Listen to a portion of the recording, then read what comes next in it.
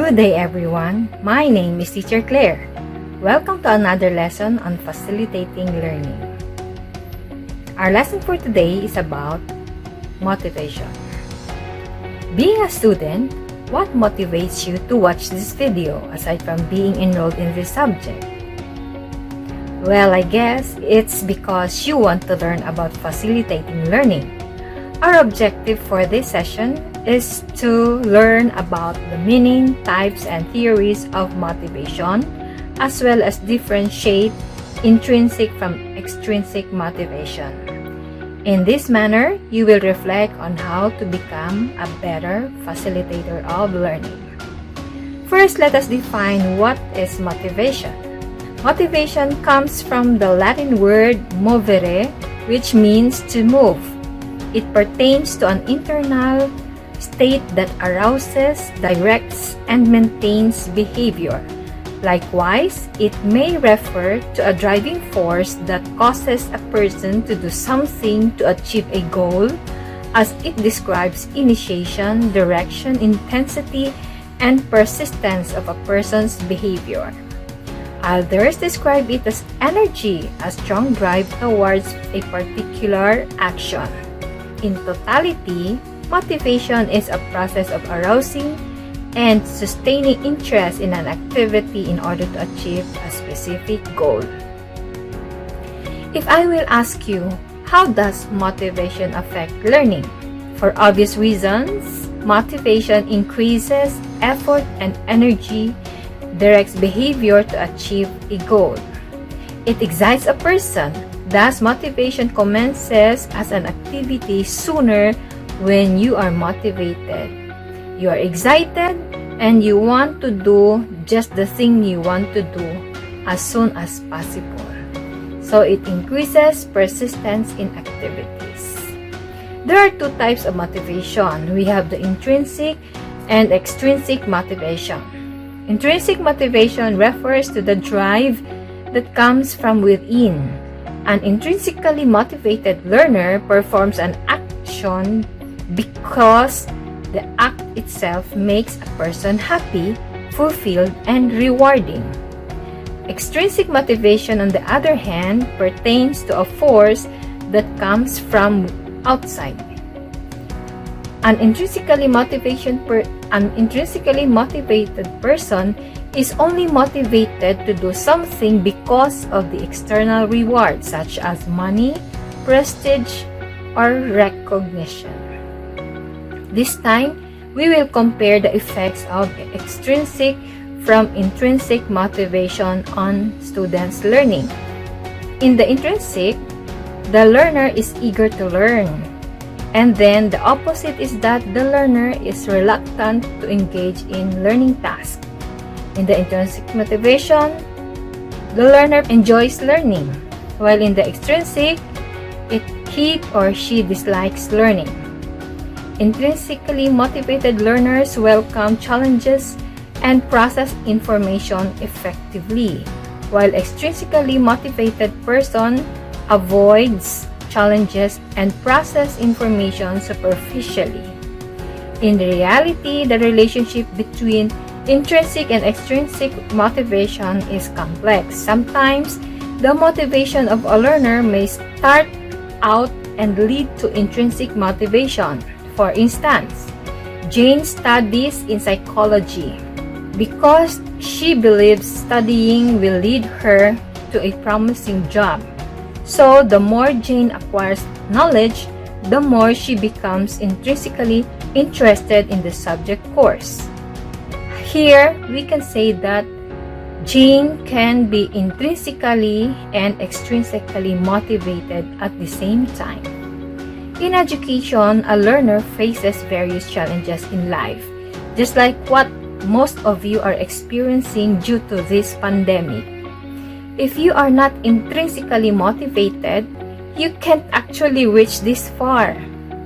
As a consequence, it is ideal that a learner is intrinsically motivated for a person to succeed in life. This time, let's discuss the 5 theories about motivation that somehow explains why we do what we do. First, we have the Attribution Theory.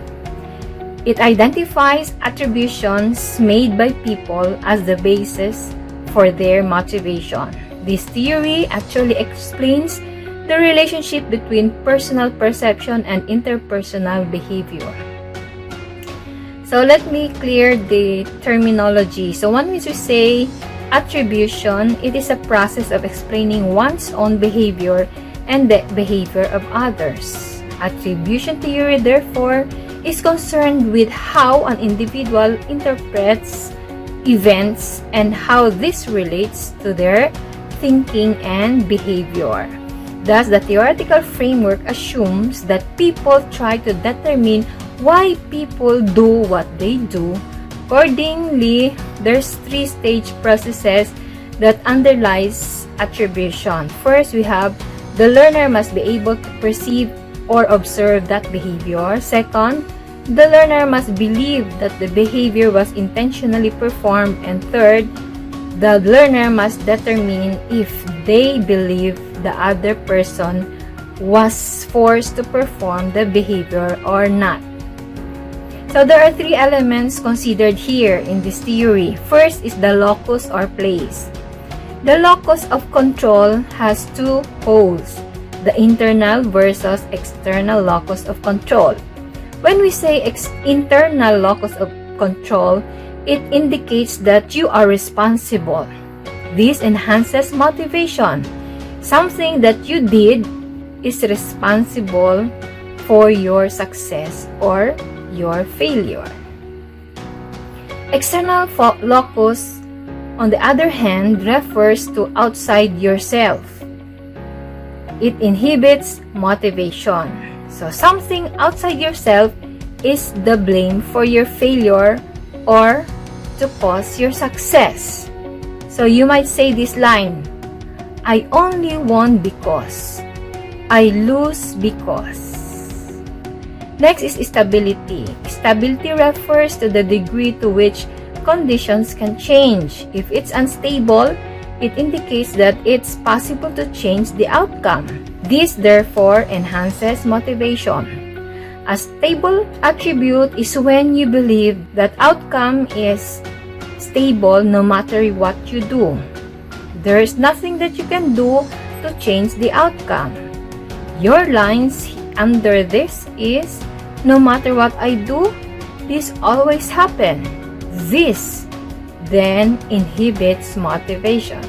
Lastly, we have controllability. This emphasizes situations. What you do affects the outcome. Because of this, it enhances motivation. On the contrary, when the scenario is, no matter what you do, it has no impact. This therefore inhibits motivation. Those were the attributions factors. Next, we have the self-efficacy theory. This theory is to believe that one has the necessary capabilities to perform a task, fulfill role expectations, or made a challenging situation successfully. Efficacy refers to a person's confidence in his ability.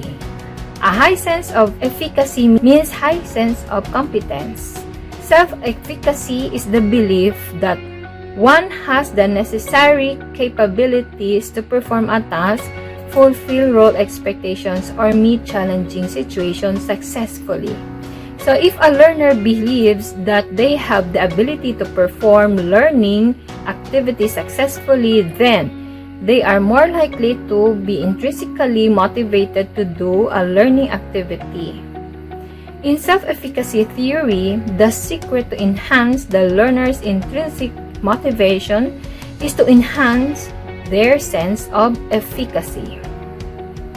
This theory of motivation highlights that to promote self-efficacy intrinsically, the teacher must be competent in promoting feedback. It is also vital that teachers communicate to students that they can do the job and that they have the ability to succeed and promote mastery on challenging tasks.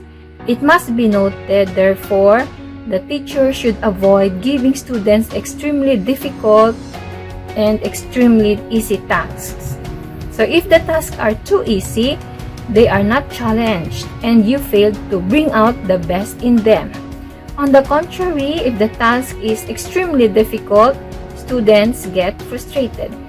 Third, promote self-comparison rather than social comparison. And lastly, be sure errors occur within an overall context of success. Third, we have the self-determination and self-regulation theories. A learner's sense of determination is demonstrated in his capacity for self-regulation. Self-regulation refers to one's ability to master himself. It is usually the I am the captain of my soul type of person.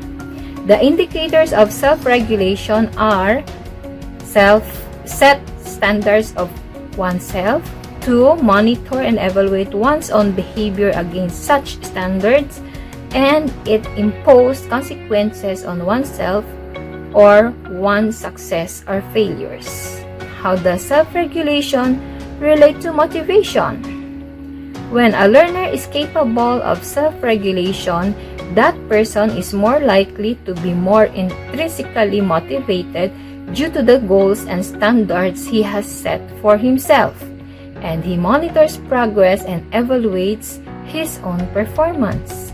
However, when a person is able to self-regulate, he is capable of relating his own learning. Accordingly, the processes involved in self-regulated learning are goal setting, planning, attention control, application of learning strategies, self-monitoring, and evaluation. To understand more about self-determination, allow me to show you the spectrum of self-determination. On my left side, we have an illustration of a least self-determined individual. If I ask you, what level are you based on this illustration? Let's analyze the thoughts based on the illustration. If your response is I'll fail, you are indicating that you don't see a point in taking action. The next response is I'm forced. This means you take action because of a reward or punishment. Next, I should. This indicates you take action because you feel guilty. So, this is under extrinsic motivation. Thus, this illustration suggests that we have to be intrinsically motivated to be self-determined. So, from the less self-determined, we have to move to more self-determined level. In this case, we must start with I might. This indicates that you have taken action because you value the goal. Next, we have the I will. This is taking action because it helps boost your self-esteem or your confidence.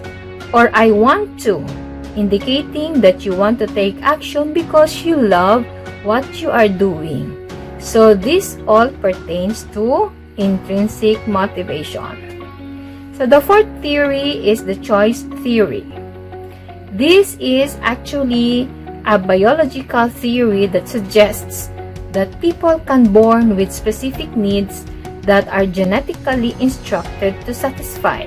This further highlights that all of a person's behavior represents his best attempt to satisfy his basic needs or genetic instructions. Accordingly, there are 4 basic psychological needs that must be satisfied to be emotionally healthy. These are belonging or connecting. This suggests that a person is motivated to develop relationships and operate with others. Second, power or competence. Power is more than just a drive to dominate. Power is gained through competence, achievement, and mastery. Third, we have freedom. As humans, we are motivated to choose freely. This is actually one of the reasons why human beings were able to evolve adapt, and thrive. Lastly, fun.